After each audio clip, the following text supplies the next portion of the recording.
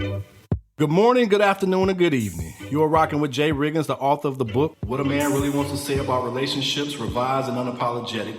And this is the official trailer of the Unapologetic Relationship Podcast, brought to you by the good folks at the Podpire Network. What is the Unapologetic Relationship Podcast, you ask? Well, thanks for asking, Jay. Just imagine being straightforward all the time with your relationship conversations. And there is nothing you can't talk about because it might seem weird, or people might not agree, or they'll hold back for the sake of being judged. We don't care about any of that in this podcast. In this podcast, we will talk about what most humans talk about behind each other's backs. On the girls' trips, the barber shops, beauty salons, at the barbecue after you done drunk some of Uncle Sterling's moonshine. And at that point, you really don't care what people think because you're no longer using your inside gossip voice anyway. Please tune into the Unapologetic Relationship Podcast every other Saturday because we will be talking about some real shit.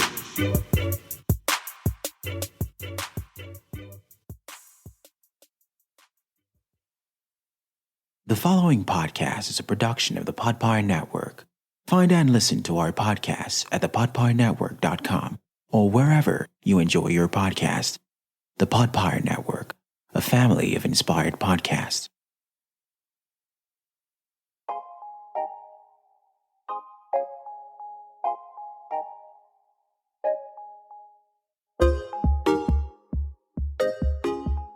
Good morning. Hello. Hi, how are you? Welcome to another episode of Unruly Fashion. I have milk in my mouth. With your hosts, los Kata hosts, Noella Eze. I'm here bright and early on Wednesday. How y'all doing? How are you doing today? I hope you're doing great. I'm doing great. If you're not doing great, I'm sorry about that, but I'm doing great and I'm going to tell you why. I went to Caribana for the first time in 2 years. I mean, as did everybody else, but we were outside. Like, no. It was so much fun. Like, if you've never been to Caribana, if you live in Toronto, or it's, first of all, North America's biggest Caribbean festival. And it is huge. People come from all over the place. There were people from the UK, people from America, people from Brampton pretending to be from America, people from Brampton pretending to be from America, people from Brampton pretending to be from America. You know, that's the thing. It's like a mishmash of cultures worldwide. And it was great. It was colorful. You know what I love about Caribana? You see the range of blackness possible. And also, Black people are fine. Oh. There's so many times that my home training almost walked away.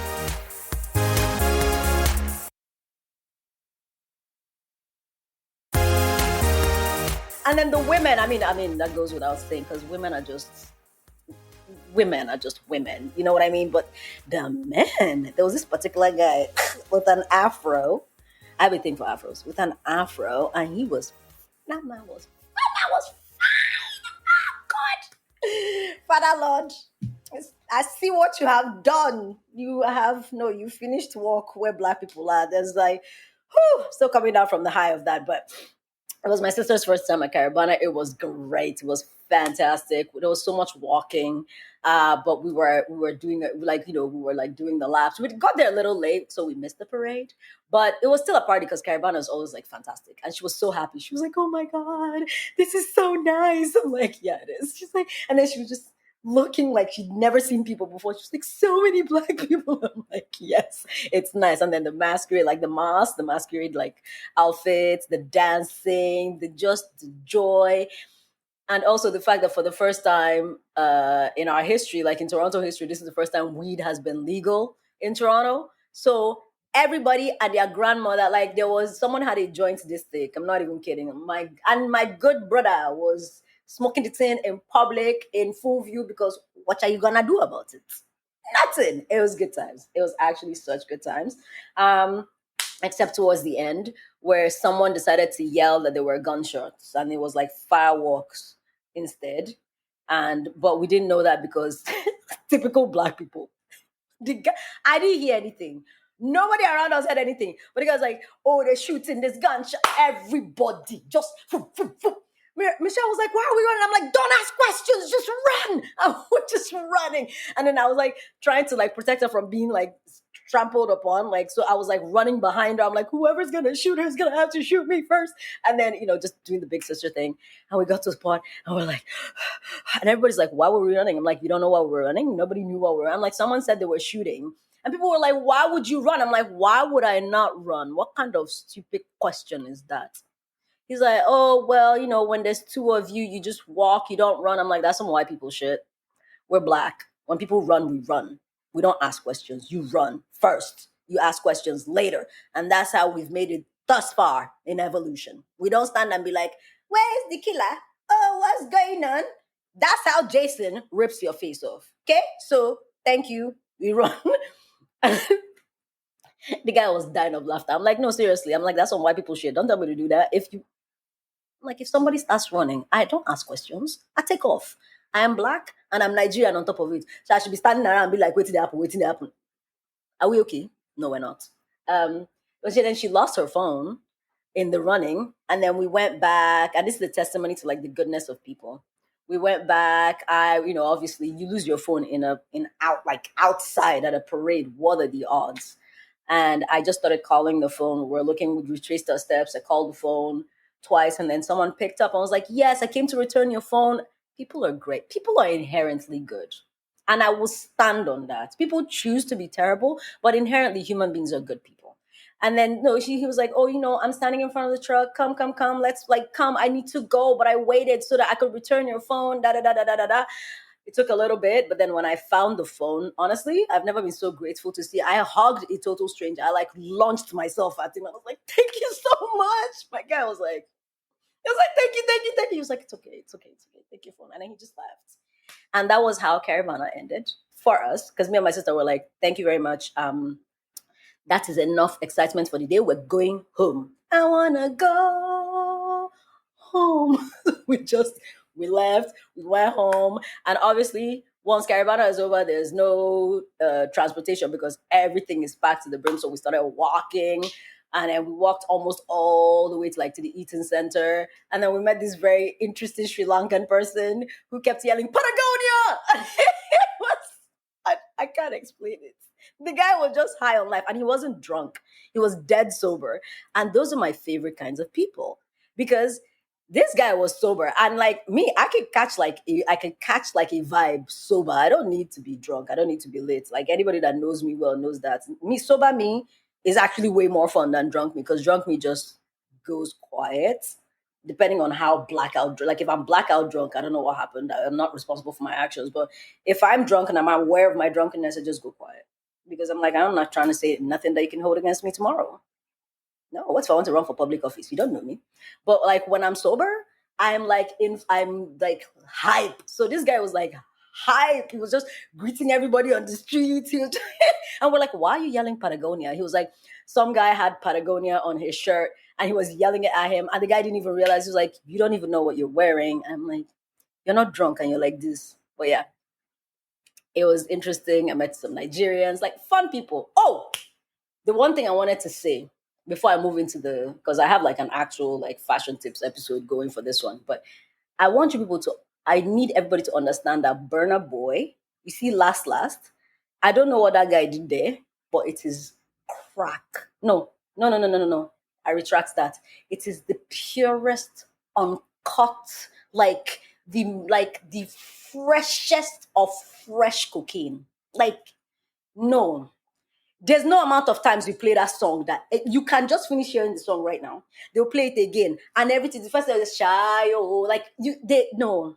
My guy put coke, like fresh, sprinkled his salt-bathed drugs all over that song because everywhere you went, like my sister was like, everybody's stories last night, everybody was jamming out to that song because I put it on my stories that, oh my God, we are outside. And then my sister responded with a video of herself in Montreal dancing to Last. Guess we were dancing to Last where we were at the time. And they played it at Caribana, right? If you've been to Caribana, you know that there's different trucks playing different music. So one truck was he was playing Afrobeats, was playing Davido and da-da-da-da-da. The other truck just decided to spoil his market. Just like, dun, dun, dun, dun, dun, dun, dun. Everybody was like, shy, like, turn off your own music, my friend. Turn this off. This one is better. fit take your insult to parts. Like everybody has memorized it. No, no, no. Let's give Burna Boy his flowers. He's a foolish person. But he, as an artist, 10 out of 10. That guy, he has given us crack.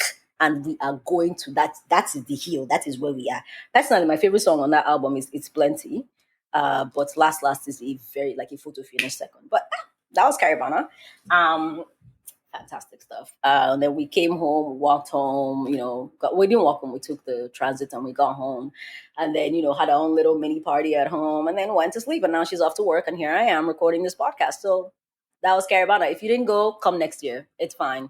Buy a ticket and practice your wine at home because all these stiff waist people that we're seeing, you have a year. Go and practice your wine. Go do yoga, stretch. That's what we're here for. What's that? Respect yourself. Okay, I'm done insulting people. Let me drink a little bit of coffee, take a breath, and I'm going to tell you what I came to tell you here today. Okay.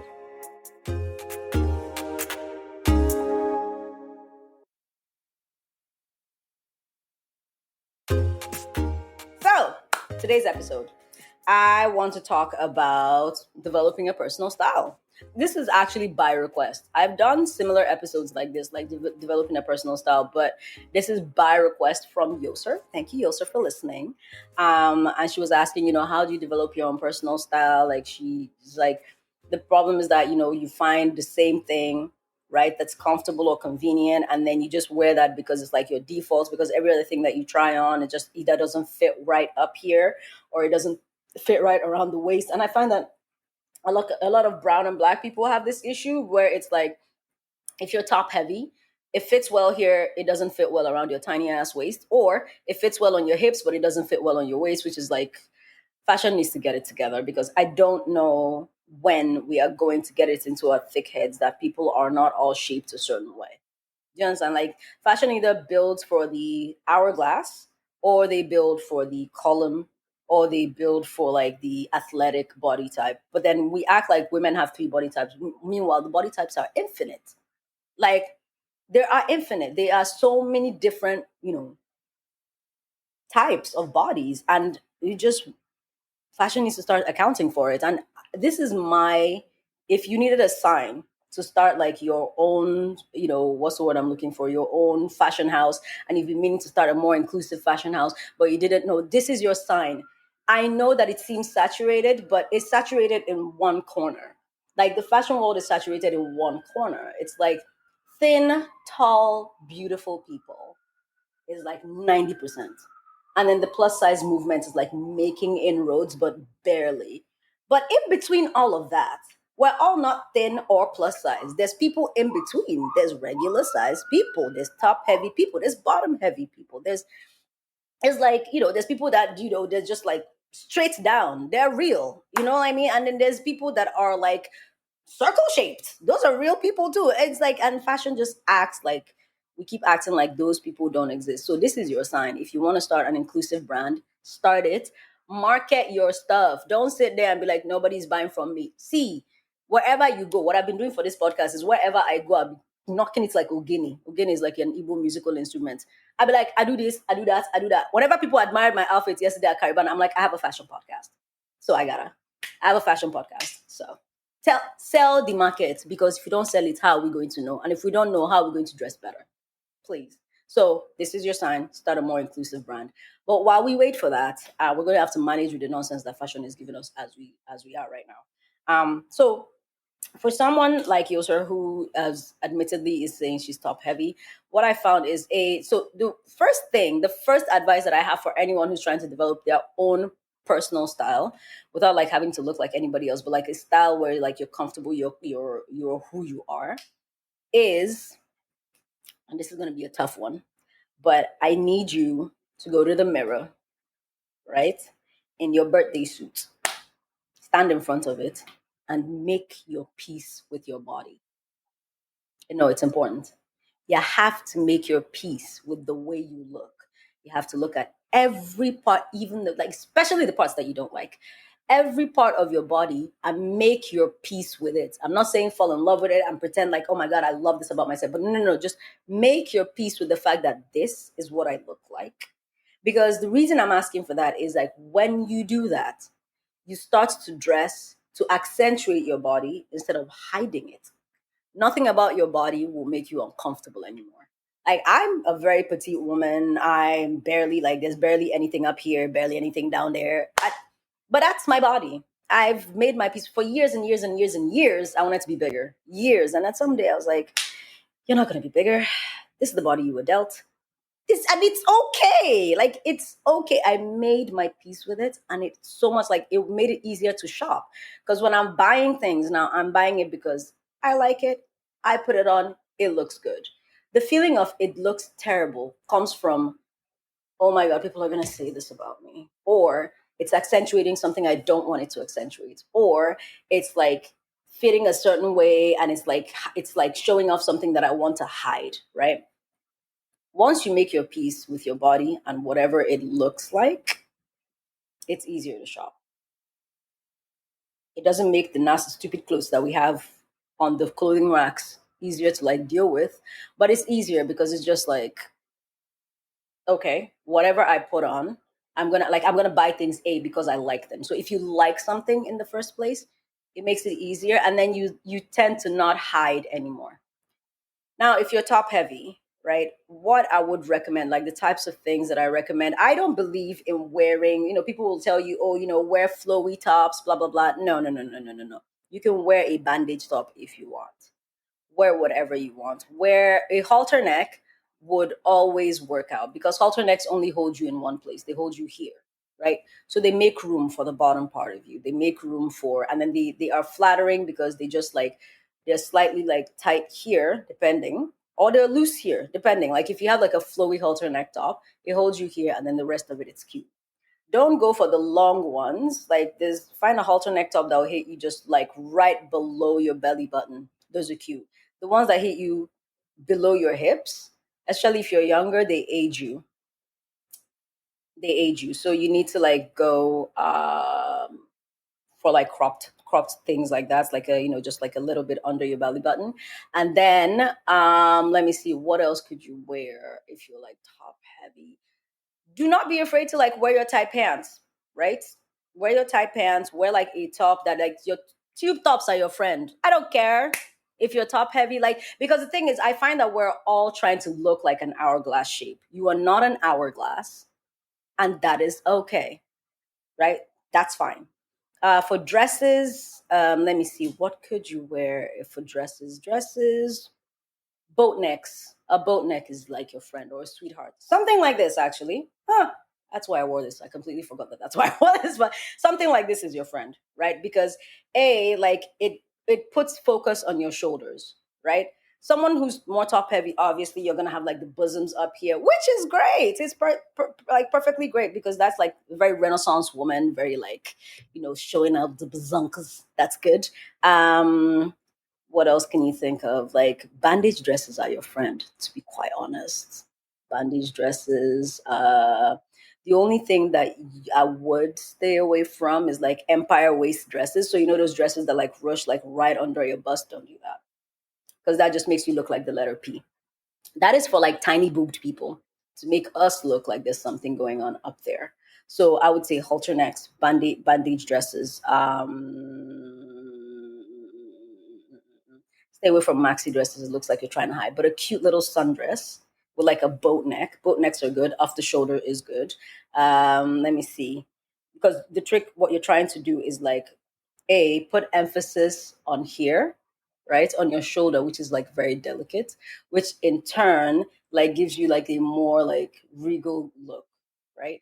I would also stay away from turtlenecks. But then again, unless you're going for like the femme fatale, like bombshell look, a turtleneck is your friend. Like wear a turtleneck and then wear it with palazzo pants if you really want to like balance out the top and the bottom. Yikes, I just hit my microphone. So palazzo pants are your friends if you're top heavy. Palazzo pants, voluminous skirts, like an A-line circle skirt, or like a big like flowy maxi skirt, so that it gives you like weight on the bottom. Anything with ruffles on the bottom is your friend. On the top, not your friend.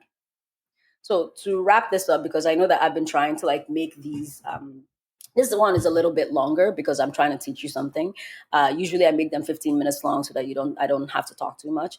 But tight on the top, voluminous on the bottom if you really, really want to go for like to balance out the weight on the top if you're top heavy. And so like ruffles on your bottom, but tightness on the top, like tube tops, halter necks, turtlenecks.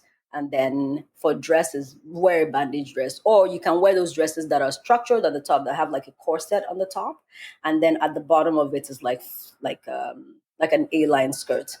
Your friend, that's your friend. Avoid ruffles on top. Avoid volume on top. Like avoid anything that's like layered on top. And then if you wear it with like something thin at the bottom, you just look like a pencil. So yeah, this was, I feel like I need like a longer episode to like elaborate on this, and then I would show you like the fabrics that you can wear. So if you're thinking fabric, spandex is your friend, but at the same time, tulle is also your friend. Flowy fabrics, organza is your friend.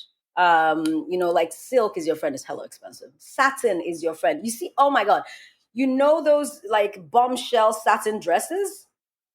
That is your BFF because it was made for you. I just realized I woke up this morning with a broken nail from Caribana.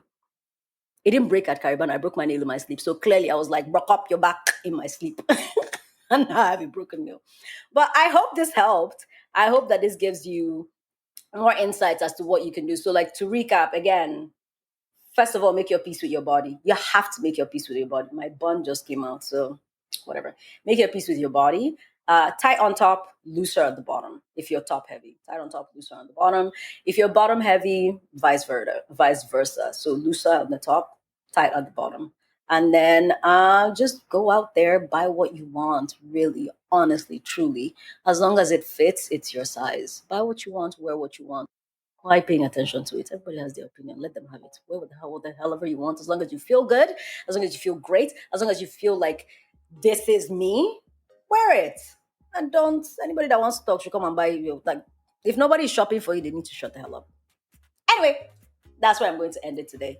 I hope you enjoyed this episode, yo, sir. I hope, like, you can DM me at Unruly Fashion Pod at any time if you have any questions. My friends know to take advantage of it. It's like, oh, I'm going to go somewhere. Should I wear this or wear that? I will gladly give you tips. DM me at any time. Let me know. I will gladly answer. You can find us, you know the vibes, at Unruly Fashion Pod on Instagram, at the Noella E, that's my personal handle, and at the Podfire Network. I need you to show these people some love because they're the reason I can do this all the time. As always, I'm going to post this full outfit. I know that you are wondering about this top. I said I'm going to start wearing my baths because Bibi has insulted me enough. It's enough. I'm going to start accessorizing. I'm going to start like wearing my Sunday best because I can't tell you about fashion and then be hiding my outfits from you. So you're going to catch this full outfit at the Unruly Fashion Pod timeline. And thank you for joining me on this 15-minute. Well, it's probably going to be 20 minutes long because I don't think that Bibi is going to edit out anything I said except the parts where I'm talking shit about him. But yeah, I'm glad you've been here. Thank you for joining, and I will see you again next Wednesday. Cheers.